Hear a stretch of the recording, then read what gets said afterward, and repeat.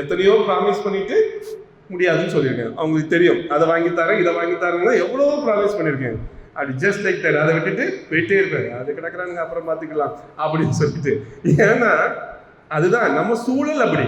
சில நேரங்களில் வாங்கித்தாரன்னு சொல்ல முடிய மாட்டோம். ஆனால் ஆண்டவர் ஒரு வார்த்தை ஒரு மனுஷனுக்கு கொடுத்தால், இயேசு கிறிஸ்து ஒரு மனிதனுக்கு ஒரு வார்த்தையை கொடுத்தால், நம்மளை போல அல்ல, சரி போனா போட்டாப்ல, சொன்னதை நிறைவேற்றுகிற ஆண்டவர்.